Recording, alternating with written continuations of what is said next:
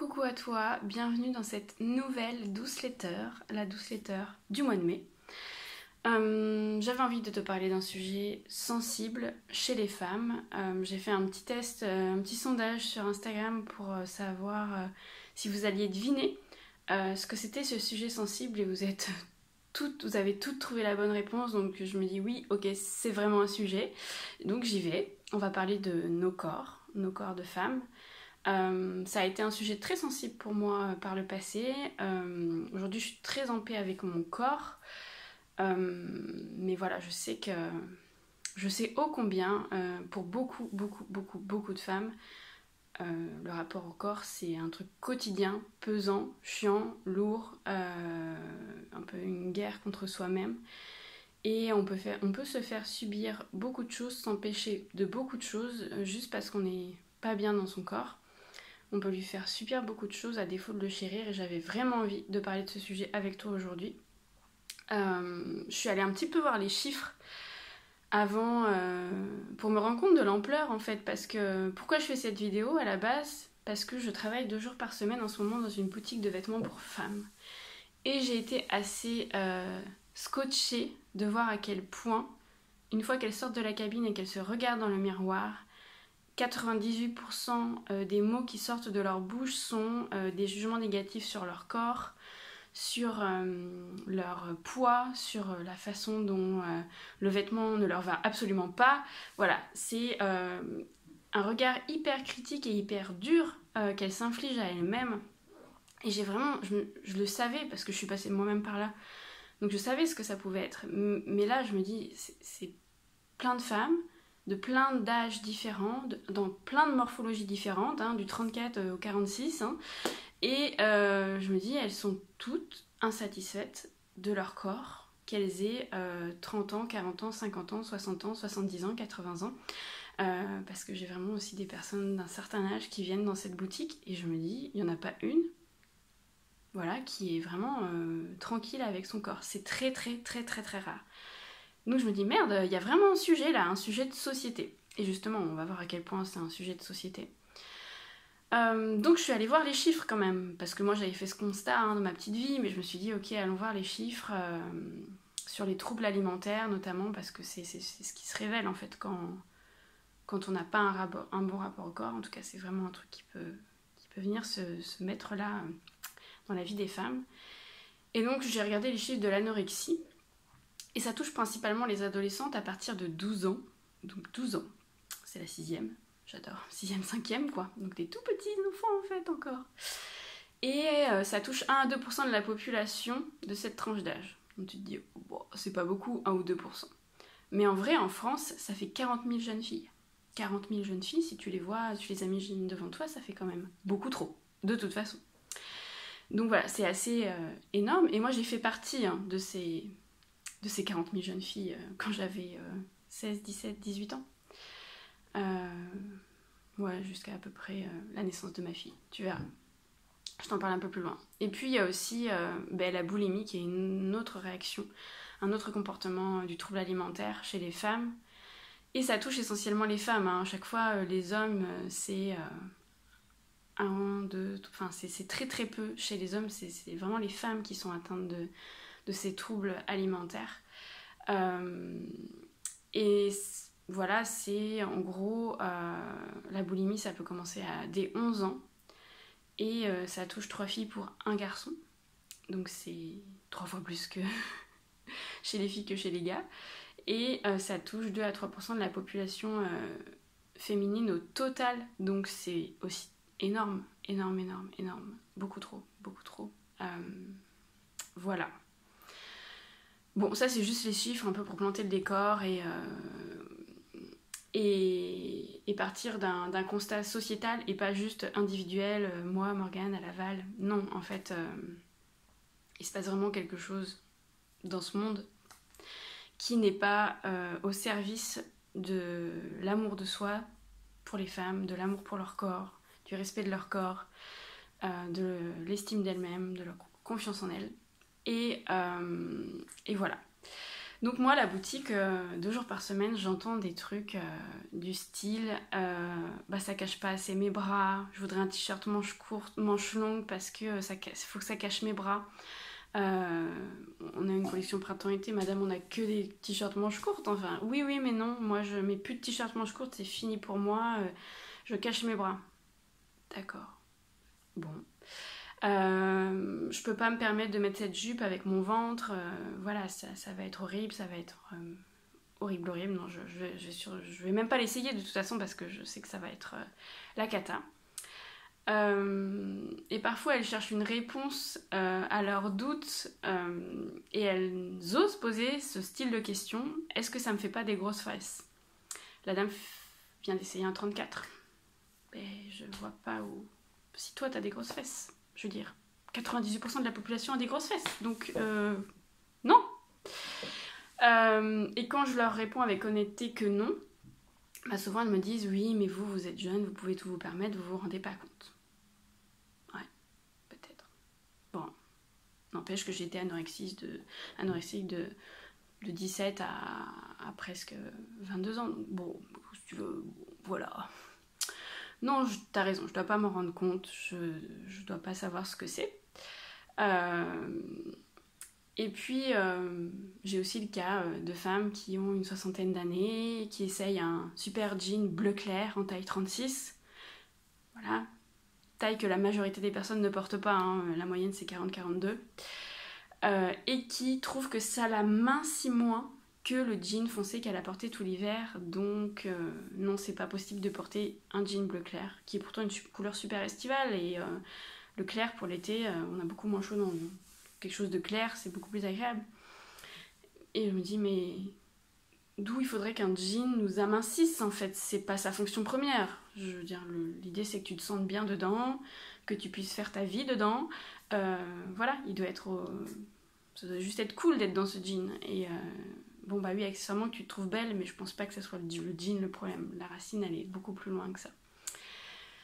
Voilà à peu près mon quotidien dans cette boutique là. Et moi, avec mon savoir-faire de coach, je ne peux pas m'empêcher que de les bousculer un petit peu avec toute ma douceur, vous imaginez bien, mais les bousculer dans le sens changer le regard qu'elles ont sur elles-mêmes et dédramatiser beaucoup. Mais cette expérience-là, elle me montre vraiment à quel point on vit dans une société grossophobe. Clairement, les gros, c'est pas bien, hein. On n'aime pas les gros dans cette société. Je sais pas si le mot existe, mais vieillophobe, quoi. On n'aime pas les vieux. On n'aime pas les vieux. À partir du moment où le corps des femmes vieillit, il est plus acceptable. À partir du moment où on fait plus qu'un 42, et encore je suis gentille, on n'est plus acceptable. Il y a encore énormément, même si les choses bougent, de femmes filiformes, même pas majeures, qui posent pour présenter les collections de mode dans les magazines. Voilà, c'est encore beaucoup ce canon de beauté jeune, filiforme, qui est clamé comme le canon de beauté parfait dans nos sociétés. Et voilà, on les voit dans les magazines, on les voit sur les sites web des grandes marques pour présenter les vêtements qu'on voudrait éventuellement acheter. Et du coup, on ne se rend même pas compte de ce que ça donnerait sur nous, qui sommes petites, qui sommes rondes, qui sommes finalement normales et humaines.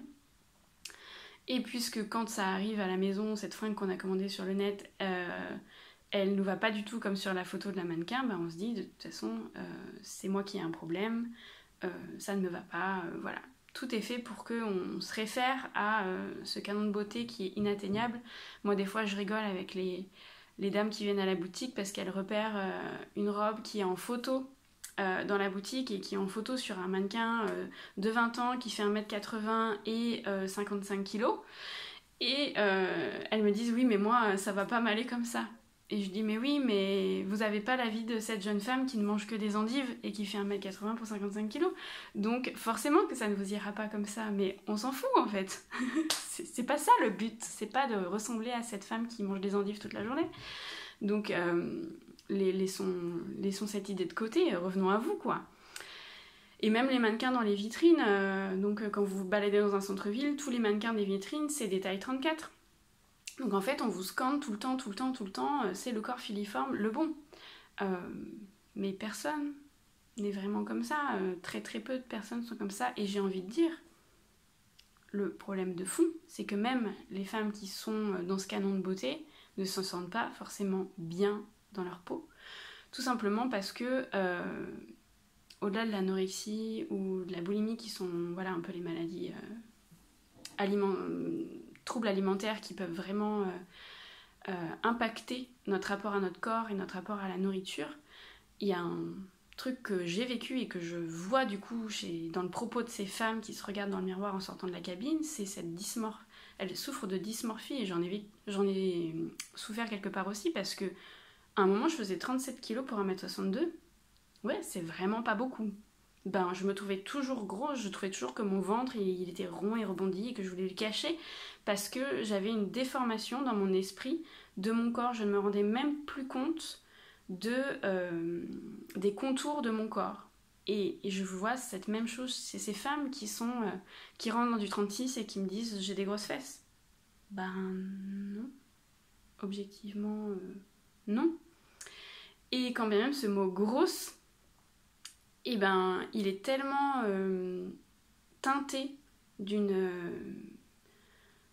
couleur péjorative dans notre société que de toute façon c'est presque dégradant, insultant d'utiliser ce mot. Alors qu'en fait, c'est un mot neutre à la base. Oui, il y a des choses grosses dans la vie et c'est ok en fait. Il n'y a aucun problème avec le fait d'avoir des grosses fesses. Enfin, je veux dire, il y a plein de gens qui adorent les grosses fesses.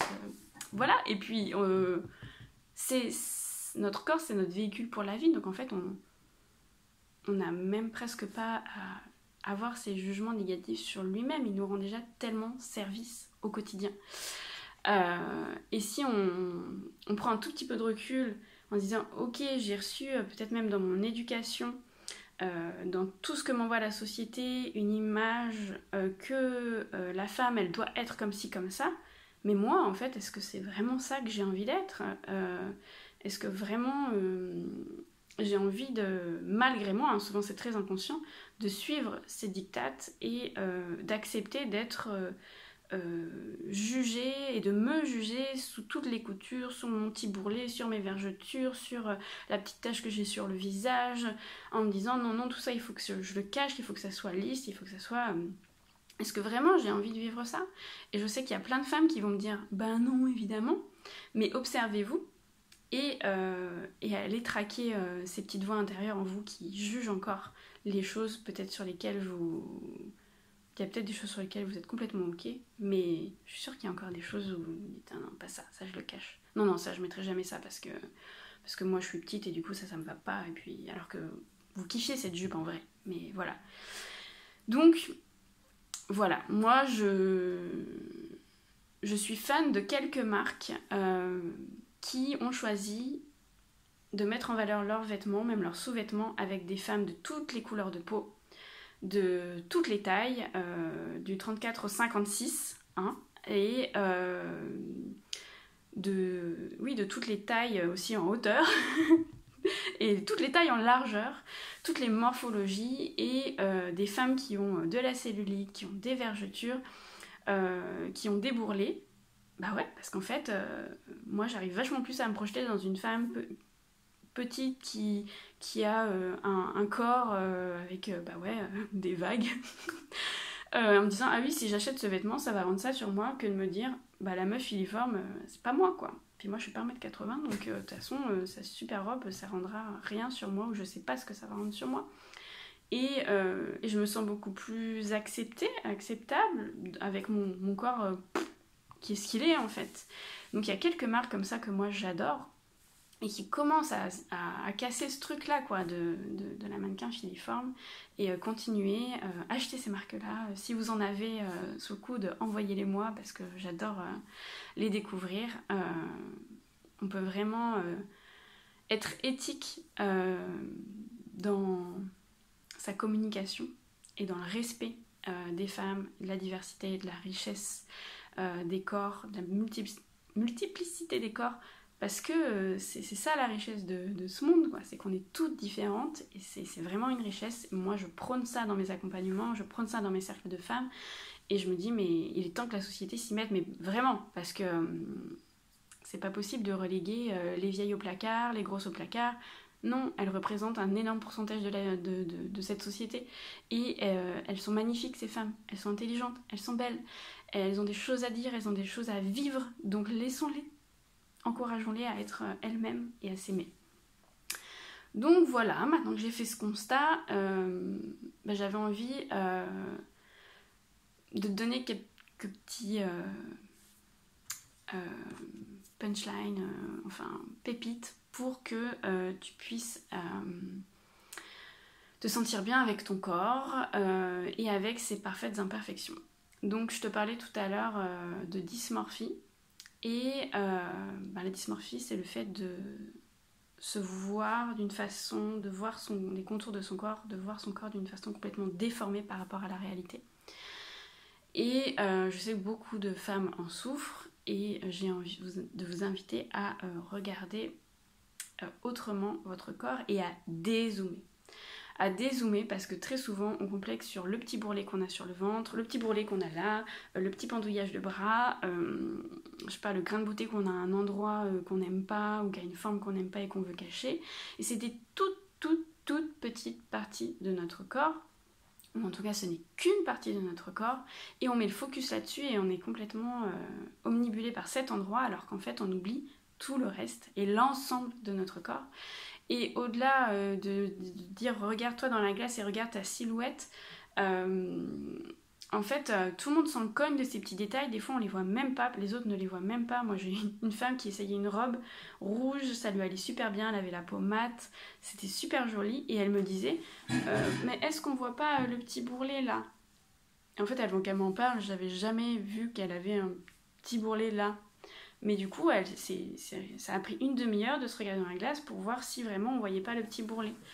Moi, elle m'en avait pas parlé, j'avais pas vu le petit bourrelet. Bien sûr, personne ne voit en fait les petits détails sur lesquels nous, on peut focuser à fond et se faire toute une montagne. Et, donc, regardez-vous dans votre silhouette au global et les autres, en fait, qu'est-ce qu'ils voient de vous?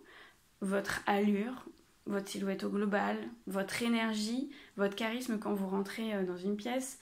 Les gens captent quelque chose de beaucoup plus subtil de vous que votre petit bourrelet dans le dos, vraiment. Donc voilà, et ceux qui vont focuser sur le petit bourrelet dans votre dos, ils vous méritent pas. Voilà, ils sont toqués, c'est pas possible, on s'en fout de votre petit bourrelet dans le dos. Vous êtes une personne magnifique. Voilà, c'est pas ce petit bourrelet dans le dos qui va changer quoi que ce soit à cette idée. Donc voilà, ça c'est déjà dézoomer. C'est ma premier tip, c'est la dézoomer de ce sur quoi vous avez un focus, une gêne, parce que personne ne le voit et il y a tellement d'autres choses merveilleuses à voir en vous que ces détails-là sur lesquels vous seul focussez. Ensuite, mon gros tips numéro 2, c'est considérer tout ce que votre corps vous permet de vivre. Et je dis bien de vivre, de faire comme expérience dans la vie. Moi, ça a été une grosse prise de conscience lors de ma première grossesse. Comme je vous le disais, moi, j'ai eu un comportement anorexique à partir de 16-17 ans et qui s'est calmé à la vingtaine, mais en fait, jusqu'à ce que je tombe enceinte de ma fille, j'avais comme des restes de comportement de personnes anorexiques. Je comptais tout ce que je mangeais, je compensais des choses... si j'avais fait un excès, je faisais du sport derrière. Voilà, j'avais toujours une espèce de vigilance, habitude que j'avais gardée, même si je mangeais plein de choses et que je m'étais vraiment lâché la grappe par rapport à ma période anorexique sévère. Mais j'avais encore des tocs d'espèces de réflexes de non, je peux pas manger ci, pas dans cette quantité. Si je m'accorde ça, derrière, je vais moins manger ou je vais faire du sport. Et tout ça s'est vraiment arrêté à partir du moment où j'étais enceinte de ma première fille, parce que j'ai vraiment senti et appris sûrement à considérer que mon corps c'était une super machine, qu'il était en train de fabriquer un bébé et qu'en fait quand j'avais faim c'était pas quelque chose à combattre, c'était juste un signal physiologique que j'avais besoin de carburant. pour vivre, pour fabriquer ce bébé. Et du coup, ça m'a complètement shifté mon regard sur la nourriture et sur mon corps. Et je suis devenue vraiment amie avec mon corps en me disant ok, tu m'envoies des signaux de faim, c'est que tu as besoin de manger. Tu as envie de pizza, mais oui, bah oui, tu as envie de pizza, c'est clair. Tu es en train de fabriquer un bébé, tu manges une pizza. T'as envie de fruits, de trucs juteux, de trucs, voilà, bah tu manges ça parce que c'est de ça dont t'as besoin. T'as sûrement besoin d'hydratation, de fibres, de vitamines. Mange ça en fait. Et j'ai commencé à partir de ce moment-là à avoir un rapport à la nourriture très instinctif en fait. Et de me dire oui, c'est possible de manger juste ce dont on a besoin, ce dont on a envie au moment où on en a envie. Et j'ai pris 10 kilos pendant ma grossesse et j'étais plus mince après avoir accouché qu'avant, en gardant ce côté je mange ce que j'ai envie quand j'ai envie, parce que je fais confiance à mon corps. Donc voilà, je vous invite vraiment à... Moi, ça a été l'expérience de la grossesse qui m'a vraiment fait capter, mais oui, mon corps est merveilleux, je dois juste lui donner ce dont il a besoin. Peut-être que vous, ça va passer par d'autres choses, mais rien que le fait de pouvoir, je sais pas moi... toucher des choses, sentir des choses, faire l'activité que vous adorez, aller nager, juste aller vous balader dans la nature, ben ça c'est votre corps qui vous le permet. Sans votre corps vous feriez rien de tout ça, vous sentirez rien de tout ça. Donc vraiment à essayer de cultiver cette gratitude pour votre corps, pour les expériences qu'il vous permet de vivre. Et de porter du coup un regard positif sur ce qui vous permet de vivre et pas sur ses contours. En fait, tout ça, ça va modifier les émotions que votre corps vous procure et du coup l'image que vous en avez, l'estime que vous en avez, la confiance que vous avez en lui et du coup en vous. Et ça, c'est un travail que je fais avec mes clientes quand elles viennent avec le sujet de leur corps. Même si elles veulent perdre du poids, on travaille jamais sur un régime, ce qu'il faut manger, ce qu'il faut pas manger, une routine alimentaire ou même de sport. En tout cas, le sport, ça peut venir si c'est leur truc, mais c'est vraiment dans une idée d'un rapport sain à leur corps. Et on va travailler d'abord sur l'image d'elles-mêmes, la confiance qu'elles ont en elles, leurs émotions, beaucoup, beaucoup leurs émotions, parce que on est beaucoup à manger nos émotions aussi, et avoir un rapport à la nourriture câlin, compensatoire à des émotions qu'on va pas aller exprimer, repérer et considérer comme telles. Moi, je vous disais tout à l'heure, quand j'étais enceinte, je me disais, mon corps, il a faim parce qu'il a besoin de carburant. Une émotion, c'est pareil. Quand elle arrive, elle a un signal pour vous. Et si on arrive à décoder le signal, on peut s'occuper de combler le besoin que cette émotion venait manifester. Et on n'a pas besoin de manger... j'allais dire du chocolat, oui, parce que moi je mange du chocolat, mais en tout cas de compenser avec la nourriture, et on retrouve un rapport sain à soi-même, à son corps et à ses émotions. Et moi j'aime beaucoup, beaucoup, beaucoup travailler là-dessus, parce que le corps est intelligent, les émotions sont une forme d'intelligence, et tout ça va ensemble, et c'est surtout pas... en se créant des restrictions, en se mettant des routines inatteignables, qu'on arrive à avoir un rapport sain à son corps. Et c'est même pas parce qu'on perd des kilos qu'on arrive à avoir un rapport sain à son corps. La preuve, moi je faisais 37 kilos et j'étais encore en train de vouloir maigrir parce que je trouvais que mon ventre il était encore trop gros. Donc tout ça, c'est vraiment une espèce de prise de conscience générale sur soi, son estime de soi, sa confiance en soi. Et c'est pas tellement une histoire de poids.